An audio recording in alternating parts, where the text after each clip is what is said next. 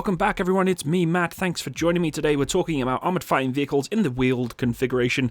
Certainly something I'm familiar with being in Canada, using our LAVs. I have to have a strong love for our wheeled friends. Of course, I am a bit of a trackhead. I do love my armoured fighting vehicles that do use tracks, but the wheeled variants that are out there today are endless. There is thousands upon thousands of modern IFVs or, armoured fighting vehicles that are using a wheel configuration, and today we're talking about a Japanese configuration, the Type 87 RCV, which is a specific reconnaissance vehicle for the Japanese Self-Defense Force. And I have to admit, I have a little bit of a fascination for this vehicle because it's kind of like a little lost puppy. I think it's got a lot of potential. It's very practical for the Japanese Defense Force, considering its terrain, what it's required, and what's needed of it. But I do feel it's somewhat of a... It's too cute. It's like a really fuzzy dog that you just want to pick up and smother in cuddles. And that's kind of how I look at this vehicle, because it's just adorable. A little three-wheeled... It's like a LAV that's just been, compacted in a vice for a day. I love it. I really do love this vehicle, and it's been around for quite a while, since 1987. It's a small, chubby little vehicle weighing around 15 tons, fairly short wheelbase in its grand scheme of things, being it's a three-wheel vehicle. But look at the size of those wheels, though. Very, very large wheels that are on this platform. And before I get going into today's video, I want to do a massive shout out and thank you to Telos, who is one of my followers on my channel, who actually created this script and the video footage that you're watching right now from War Thunder, because it's very hard, actually, to find the Type 87 footage of this vehicle. And I want to appreciate and thank him for creating this article. And if anyone else is interested in writing articles for me, please reach out. I am running out of time nowadays, guys. Honestly, it's very difficult for me to create content for you guys. It's really hard, and as much as I try my best to make as much content enjoyable as engaging as it can be, I struggle. I have to say I struggle with the lifestyle that I live right now. So if you do want to, write for me, I am looking for people to send me articles, footage. If you've got good footage of vehicles or equipment that you want me to look at that's yours, please make that very clear. It has to be content that is yours. We don't want copyright issues here. But thanks again, Telos, for making this. It really does mean a lot. I appreciate you taking your time out and actually having some fun and creating this content with me. So, let's get into it. So, the Japanese Self-Defense Force after World War II had been seeking a new recon vehicle for its defense purposes to replace the aging American surplus vehicles it had.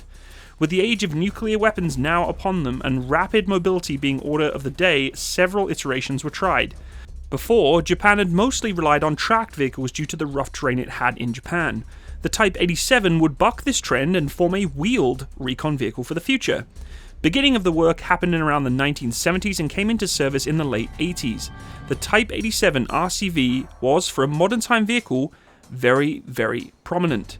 It had a nuclear, biological, and chemical protection for its crews and was very mobile. As you can see in the video game War Thunder we're looking at right now, it's pretty nippy and it's a video game, but the reality is this thing is fast, and it needs to be, being that it is a reconnaissance vehicle.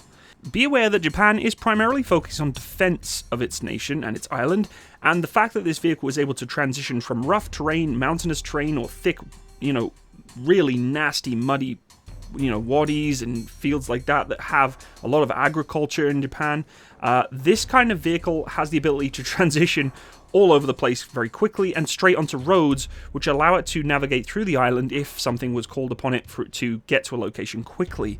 Now, its weapon systems were enough to handle light vehicles and fire support, but its armor was way too light to handle any prolonged firefights, and only proof against small arms fire and shrapnel from artillery meant it remains very vulnerable to heavier weapons if they can target it. But you got to keep up with the damn thing for you actually to target the thing. Given the system would rely heavily on its mobility, it had to be able to handle the hills and rough terrain despite being a wheeled chassis. To this end, the Type 87 can handle a gradient of 60% and a slope of 30%. It also has a central tire inflation system to assist, however it lacks true amphibious capability, which is interesting with an island nation like Japan, especially with sort of rivers and mountainous terrain. You'd think it would be able to go into a more amphibious setting, but unfortunately it can only ford up to about 1 meter of water. The purpose of this vehicle being reconnaissance means it's rarely meant to fight anyway in any true combat situations, and is really more designed to offer an up-to-date view of the battlefield for commanders to take decisions on how to approach any given situation. In this role, its speed becomes absolutely vital, as needing to approach an incoming or currently static position enemy force means time is critical. To this end, the Isuzu 10PBI engine, or a diesel engine for that matter, offers a very good off-road and excellent on-road mobility, giving this thing a huge game-changing ability to scoot around the island if it needed to defend the island of Japan. While not specifically the purpose it is built for, it can also offer light support to infantry if the opportunity arises and harass light enemy forces. This, however, is very ill-advised, as I mentioned before, and the armor is not ideal for taking on any vehicles and could risk the crew being fired upon and almost instantly being taken out due to the weakness of its armor. However, a better way to perhaps look at this vehicle is to look at what it replaced, the American-made M8 Greyhound, which was one of a much more slower and half the range of this vehicle and even less armor.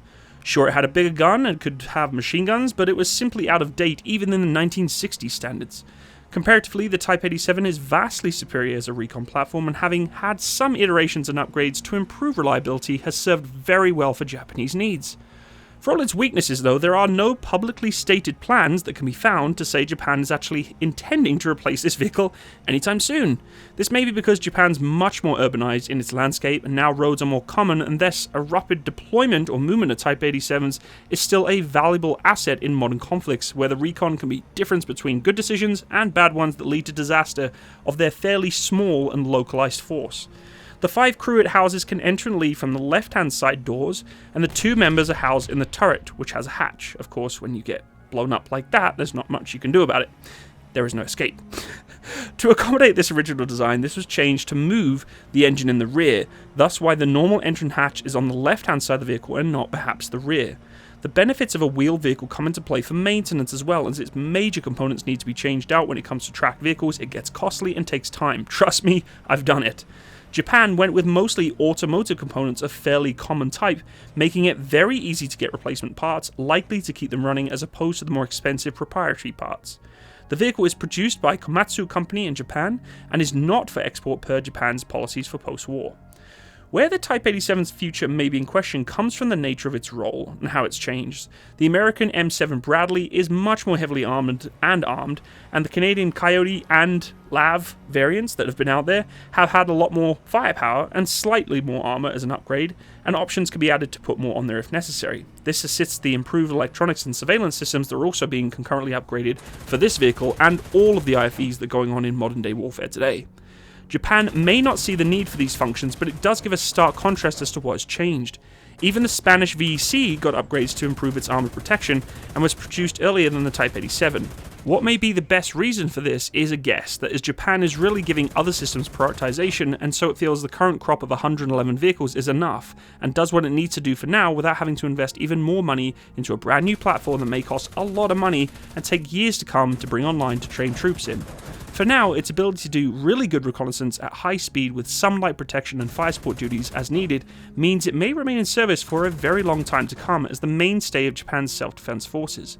Whether or not the Type 87 is the most advanced vehicle in its class, it has been in service with the Japanese self-defense force for over 30 years now, and still has sufficient firepower to engage modern targets and, if needed, provide vital recon to its main forces if and when Japan does get involved in heavy peer-to-peer or near peer-to-peer engagements. I think it's safe to say from Telos's narrative that he's created here, he's on the right path 100%. I fully agree with the context of information that he's provided here. This vehicle has done very well for itself. It provides a really good capability to deploy reconnaissance assets if necessary. We know Japan has the heavier vehicles out there if necessary that they want to pull in, but the wheeled vehicles for reconnaissance is really becoming the future. We've talked about Ajax, of course, the British accompanying vehicle that's supposed to take over the CVRT has a number of issues, number of problems, a lot of money being pumped into there. At the end of the day, this vehicle has still been operational since 1987 and is doing exactly what it needs to do. Is it in comparison to the Ajax better? Of course not. But the Ajax isn't actually in service. And if there is a time of which Japan needs something to defend itself in a reconnaissance capability, I would support the Type 87 100%. I do feel like there is some capacity here to do some upgrades that could make it a little bit better. Maybe some ATGM capabilities in there, more upgradable armor packages. It's tough to say what they're going to do with this vehicle in the future. Again, I think in terms of cost, there's bigger fish to fry. But I really do love the fact that it's still rolling strong today. And you can just see the professionalism in the defense force and how they work with their vehicles. Everything is very structured, very rigid, very, very disciplined. You look at their live fire training exercises, and it's astonishing the way they operate. It's, flags up at the exact same time, flags down at the exact same time. Very, almost autonomous training. It's incredible, and I think that's just the way Japanese culture is too. Of course, very strict regime that monitors, a very precise way of doing things. But I do think that this vehicle is going to be here for quite some time for now, and I don't have a problem with that. I think it's great for Japan that they're, not pushing a ton of money into modernizing it, because what's the necessity to do so? They don't really need to at the moment.